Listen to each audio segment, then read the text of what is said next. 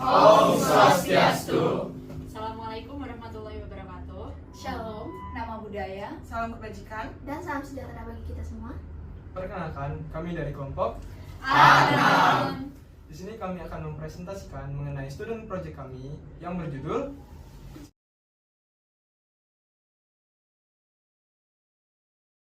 Perkenalkan, nama saya Hikmah Fatir Prasetya dengan 3 digit yang terakhir 125. Izin menjelaskan tentang latar belakang di mana rekam medis elektronik merupakan sebuah sistem digital untuk mencatat dan mengelola data medis pasien seperti riwayat penyakit, identitas, hasil pemeriksaan, dan lain-lain. Sistem ini mempermudah penyencairan data, meningkatkan efisiensi layanan, serta mendukung pengambilan keputusan medis yang lebih tepat. Sayangnya di Indonesia, implementasi RME masih banyak mengalami kendala seperti keterbatasan infrastruktur, kurangnya tenaga kesehatan terlatih, serta kekhawatiran terkait keamanan data dan privasi pasien. Selain itu, belum adanya standar interoperabilitas antar sistem menjadi kendala dalam integrasi nasional. Sebagai upaya solusi, pemerintah melalui Kementerian Kesehatan meluncurkan program Satu Sehat untuk memperkuat integrasi data dan mempercepat transformasi digital di mana di dalamnya ada sektor kesehatan. Sekian. Perkenalkan, nama saya Teresi Jessica Winarto dengan 3 digit yang terakhir 141. Berikutnya, saya akan menjelaskan rumusan masalah dari penulisan ini. Yang pertama, apa yang dimaksud dengan rekam medis elektronik dan bagaimana komponennya? Lalu yang kedua, bagaimana perkembangan rekam medis elektronik di tingkat global dan nasional? Lalu yang ketiga, apa saja manfaat implementasi rekam medis elektronik dalam layanan kesehatan? Lalu yang keempat, apa saja tantangan yang dihadapi Indonesia dalam implementasi rekam medis elektronik? Lalu yang kelima, bagaimana kebijakan pemerintah Indonesia mendukung implementasi rekam medis elektronik, termasuk melalui program Satu Sehat? Dan yang keenam, apa saja yang dapat dipelajari dari studi kasus implementasi rekam medis elektronik di fasilitas kesehatan? Adapun berdasarkan rumusan masalah yang telah disebutkan saya tadi, tujuan dari pertanyaan ini yang pertama menjelaskan pengertian rekam medis elektronik serta komponen-komponen utama yang menyusunnya. Lalu kedua, menguraikan perkembangan penerapan rekam medis elektronik baik di tingkat global maupun nasional. Lalu yang ketiga, menganalisis manfaat rekam medis elektronik. Lalu yang keempat, mengidentifikasi berbagai tantangan utama yang dihadapi dalam implementasi rekam medis elektronik di Indonesia. Lalu yang kelima, menjelaskan kebijakan dan inisiatif pemerintah dalam mendukung implementasi rekam medis elektronik, terutama melalui program Satu Sehat dan strategi digitalisasi layanan kesehatan. Lalu yang keenam, mengkaji penerapan nyata rekam medis elektronik. Manfaat penulisan ini pun yang pertama adalah untuk menambah wawasan dan pemahaman mendalam tentang implementasi RME di Indonesia serta tantangan dan manfaatnya secara nyata. Lalu bagi pembaca untuk memberikan informasi yang ringkas dan terstruktur mengenai perkembangan, manfaat, serta hambatan penggunaan RME dalam layanan kesehatan Indonesia. Dan yang terakhir, bagi penulis selanjutnya akan menjadi referensi awal untuk penelitian lanjutan lebih spesifik mengenai transformasi digital di sektor kesehatan, terutama terkait sistem informasi medis dan kesehatan. Sebelumnya perkenalkan, saya Devi Aulia Putri dengan 3 digit NIM terakhir 139 yang akan menjelaskan mengenai definisi RME dan juga komponen RME. Jadi RME sendiri itu merupakan catatan medis pasien yang disimpan dalam bentuk digital, yang berisi data identitas, data demografis, data sosial, data klinis atau medis, serta seluruh kejadian klinis yang dialami pasien selama proses pelayanan kesehatan, mulai dari awal hingga akhir perawatan. RME sendiri merupakan sistem digital yang dirancang untuk mendukung pencatatan, pengelolaan, dan pemanfaatan informasi medis secara efisien dan terintegrasi. Komponennya meliputi data pasien terintegrasi yang mencakup identitas pasien, riwayat kesehatan, hasil pemeriksaan, tindakan medis, pengobatan, serta data demografis tersimpan secara sistematis yang dapat diakses dengan tenaga kesehatan yang memiliki wewenang.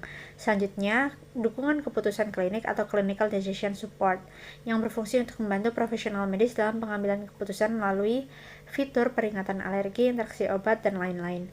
Selanjutnya, komponen pemasukan perintah klinikus atau order entry, yaitu fitur yang memungkinkan dokter atau tenaga medis memasukkan perintah medis secara langsung ke dalam sistem, seperti resep obat atau pemeriksaan lab. Selanjutnya, sistem penginputan data yang meliputi pencatatan kondisi pasien, catatan perkembangan, dan lain-lain. Selain itu juga RME mencakup sistem manajemen resep yang terintegrasi dengan unit farmasi. Selanjutnya adalah akses terhadap sumber pengetahuan medis yang menyediakan informasi ilmiah dan panduan praktik klinis untuk mendukung pengambilan keputusan yang berbasis bukti. Selanjutnya, dukungan komunikasi terpadu yang disediakan untuk memfasilitasi koordinasi antar tenaga kesehatan. Dan yang terakhir, sistem backup dan keamanan data yang menjadi aspek krusial dalam menjaga kerahasiaan, integritas, serta ketersediaan data medis pasien melalui pengaturan akses yang ketat dan sistem cadangan data yang andal. Mungkin sekian dari saya, terima kasih. Baik, perkenalkan, saya Egan Jayataka dengan 3 digit yang terakhir 1/3. Pada slide ini, saya akan menjelaskan mengenai bagaimana perkembangan RME di tingkat global dan di Indonesia. RME pertama kali berkembang di tingkat global sejak tahun 1960-an, dimulai dari pencatatan administratif berbasis komputer. Perkembangannya semakin pesat sejak awal 2000-an, terutama dikarenakan adanya dorongan kebijakan publik seperti High-Tech Act di Amerika Serikat tahun 2009 yang memberikan insentif kepada fasilitas kesehatan yang menerapkan sistem digital. Saat ini, beberapa negara seperti Tiongkok dan negara-negara Eropa sudah mencapai tingkat adopsi di atas 80%. Di Indonesia, penerapan RME dimulai lebih lambat. Permenkes tahun 2008 menjadi tonggak awal pengakuan hukum terhadap RME, dan baru saja pada tahun 2022 RME diwajibkan secara nasional melalui Permenkes nomor 24. Sejumlah rumah sakit besar, seperti Rumah Sakit Bethesda Yogyakarta, sudah menunjukkan hasil positif setelah menerapkan RME. Tapi di banyak daerah, Vaskes masih menggunakan sistem campuran dikarenakan adanya keterbatasan pada infrastruktur dan sumber daya. Jadi, secara umum, meskipun adopsinya belum merata, Indonesia kini sedang bergerak serius ke arah digitalisasi pelayanan kesehatan.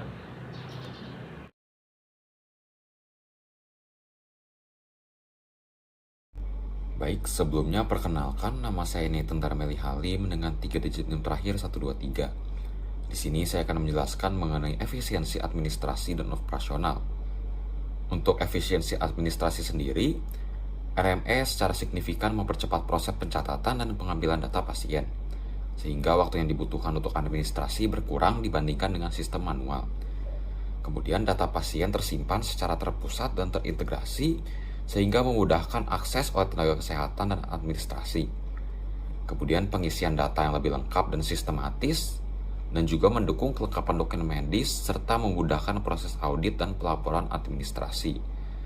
Selanjutnya yaitu penggunaan RME juga menurunkan biaya administrasi karena mengurangi kebutuhan ruang penyimpanan fisik dan biaya pengelolaan arsip manual. Selanjutnya yaitu efisiensi operasional. Implementasi RME juga meningkatkan produktivitas tenaga kesehatan karena waktu yang dihemat pada proses administrasi. Kemudian jumlah pasien yang dapat dilayani per hari pun meningkat setelah penerapan RME karena proses pencatatan dan retrieval data yang menjadi lebih cepat. RME juga memungkinkan koordinasi antar tenaga kesehatan dan antar fasilitas kesehatan menjadi lebih baik karena data pasien dapat diakses secara real time dan lintas unit. Fitur seperti peringatan diri atau alert pada RME dapat mencegah kesalahan medis, meningkatkan keselamatan pasien, dan mempercepat pengambilan keputusan. Yang terakhir yaitu data yang terintegrasi dalam satu sistem, memudahkan analisis dan pengambilan keputusan manajerial secara cepat dan tepat. Terima kasih.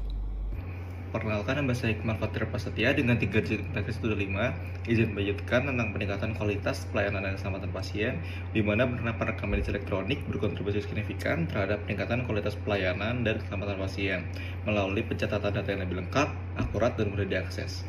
Studi oleh Erwantini DKK menunjukkan bahwa kelengkapan data pada RME lebih tinggi dibandingkan sistem manual, mendukung diagnosis dan terapi yang lebih tepat, serta meminimalisasi kesalahan medis.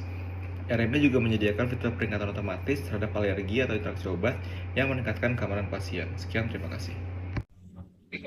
Baik, perkenalkan, nama saya Yudi Krisna Surya Kusuma dengan NIM 121. Di sini saya akan menjelaskan mengenai aksesibilitas dan integrasi informasi kesehatan.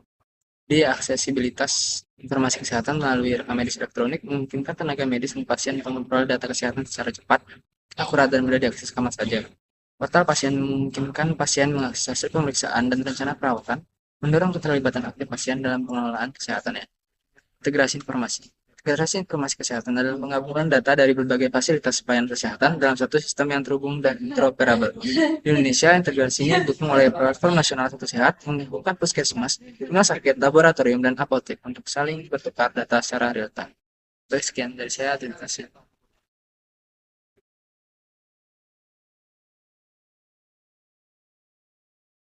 Perkenalkan, nama saya Kadi Upayana dengan 3 digit saya 145. Jadi saya akan membahas tentang tantangan implementasi RME di Indonesia. Yang tantangan pertama yaitu infrastruktur teknologi informasi. Implementasi rekam medis elektronik di Indonesia masih terkendala infrastruktur yang belum merata, padahal sistem ini membutuhkan jaringan yang stabil, perangkat yang memadai, serta SDM yang kompeten. Studi di Korea menunjukkan bahwa keberhasilan dari RME sangat tergantung pada kesiapan infrastruktur dan tim yang kuat. Tanpa dukungan ini, adopsi sistem cenderung tidak optimal. Tantangan lainnya adalah integritas data diri dari berbagai sistem yang berbeda. Untuk itu, dibutuhkan teknologi seperti middleware atau arsitektur referensi yang mendukung interoperabilitas. Contoh suksesnya adalah Hypernet di Yunani yang menggunakan teknologi tersebut untuk menggabungkan data secara online dan real-time sehingga mempermudah pengambilan keputusan medis. Berikutnya, saya akan memaparkan tantangan lain dari penerapan RME di Indonesia, yaitu sumber daya manusia dan pelatihan. Kendalanya, penggunaan RME sangat membutuhkan sumber daya manusia yang capable dalam pelaksanaannya, tetapi kurang pelatihan yang terstruktur dan berkelanjutan. Sementara, nakes-nakes yang menggunakan teknologi baru ini masih belum familiar sehingga sering terjadi kesalahan input data, resistensi terhadap perubahan, dan pemanfaatan sistem yang belum optimal. Kekurangan yang lain adalah kurangnya dukungan dari tim IT yang kompeten, terutama dalam pemeliharaan dan troubleshooting sistem RME di beberapa vaskes. Untuk mengatasi kendala tersebut, dapat dilakukan pelatihan yang intensif dan berkelanjutan. Terutama, pelatihan ini perlu mencakup kemampuan teknis dalam mengoperasikan RME, pemahaman tentang pentingnya digitalisasi rekam medis, dan aspek manajerial dan juga budaya organisasi. Perkenalkan, nama saya Indah Simanjuntak dengan NIM 24025111129. Jadi saat ini saya akan membahas tantangan selanjutnya, yaitu keamanan data dan privasi pasien. Jadi, salah satu tantangan paling krusial dalam implementasi rekam medis elektronik di Indonesia adalah perlindungan terhadap keamanan data dan juga privasi dari pasien. Nah, banyak dari rumah sakit yang masih belum memiliki sistem keamanan yang memadai, seperti enkripsi data atau autentikasi ganda. Bahkan, masih ada tenaga kesehatan yang belum mendapatkan pelatihan khusus dalam mengelola data yang sensitif ini. Studi oleh Zuhdi dan juga Dermawan menunjukkan bahwa sistem keamanan data di berbagai rumah sakit masih lemah dan berisiko menurunkan kepercayaan dari masyarakat. Putri juga menyoroti rendahnya literasi digital tentang kesehatan sebagai penghambat perlindungan data yang optimal. Sementara itu, Damayanti dan juga timnya menemukan bahwa SOP dan pemahaman tentang regulasi perlindungan data belum diterapkan secara merata di lapangan. Untuk itu, kita memerlukan kebijakan yang lebih tegas, pelatihan yang berkala, serta audit sistem keamanan secara rutin agar pasien bisa tetap terlindungi di tengah transformasi digital layanan kesehatan. Perkenalkan, nama saya Jessica Otis Purba dengan 3 digit NIM terakhir 131. Saya akan menjelaskan tentang regulasi dan standarisasi sistem. Jadi, untuk rekam medis elektronik ini sendiri diatur dalam Permenkes nomor 24 tahun 2022, di mana seluruh vaskes diwajibkan untuk menggunakan rekam medis elektronik dan mendaftarkan sistem elektroniknya ke Kemenkes. Namun, untuk implementasinya terdapat kendala, yaitu fasilitas kesehatan di daerah masih mengalami kurangnya pemahaman dan kepatuhan terhadap regulasi. Hal ini disebabkan oleh kurangnya sosialisasi dan pelatihan mengenai rekam medis elektronik itu sendiri. Lalu, untuk standarisasi juga terdapat tantangan di mana format data rekam medis elektronik sering tidak sesuai dengan standar Kemenkes, di mana ini menyulitkan pertukaran data antar vaskes. Hal ini dampaknya adalah hambatan integrasi dengan sistem pembiayaan, misalnya BPJS Kesehatan, dan juga keterlambatan klaim dalam pelayanan pasien. Sekian dari saya, terima kasih. Perkenalkan, nama saya Novita Naomi dengan NIM 24025111127. Jadi di sini saya akan membahas mengenai kebijakan dan inisiatif pemerintah terkait dengan program Satu Sehat dan juga strategi digitalisasi kesehatan.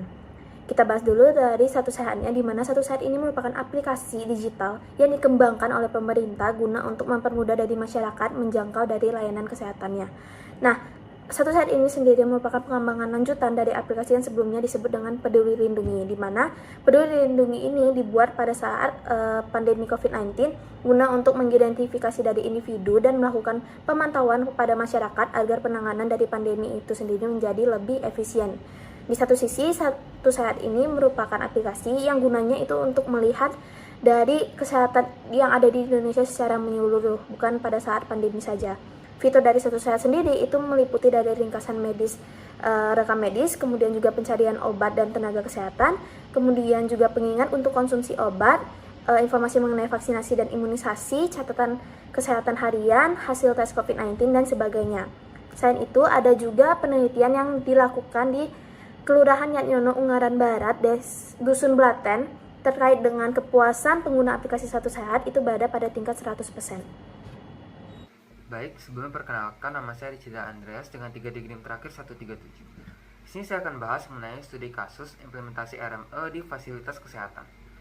Jadi, pada 2 studi kasus implementasi rekam medis elektronik atau RME di Puskesmas Kota Padang dan juga Puskesmas Kota Grogol Petamburan menegaskan bahwa keberhasilan penerapan RME sangat dipengaruhi oleh kesiapan sumber daya manusia, dukungan organisasi, dan juga kualitas teknologi. Studi di Kota Padang menunjukkan bahwa hanya sekitar 47,8% tenaga kesehatan yang siap menggunakan RME, disebabkan oleh kurangnya pelatihan, keterbatasan keterampilan komputer, dan juga rendahnya pengetahuan dan persepsi terhadap sistem.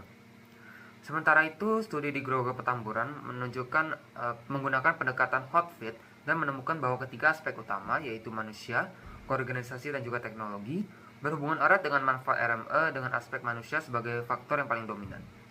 Kedua studi ini juga menunjukkan bahwa implementasi RME tidak cukup hanya menggunakan sistem teknologi, melainkan juga harus didukung oleh pelatihan menyeluruh, penguatan kapasitas SDM, perbaikan infrastruktur, serta komitmen organisasi dalam proses transformasi digital pelayanan kesehatan di Indonesia.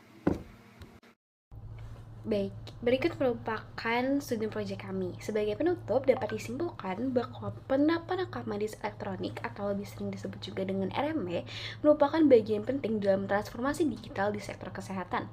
RME tidak hanya meningkatkan efisiensi administrasi dan operasional, tetapi juga berkontribusi besar dalam meningkatkan kualitas pelayanan dan keselamatan pasien melalui pencatatan medis yang akurat dan terintegrasi.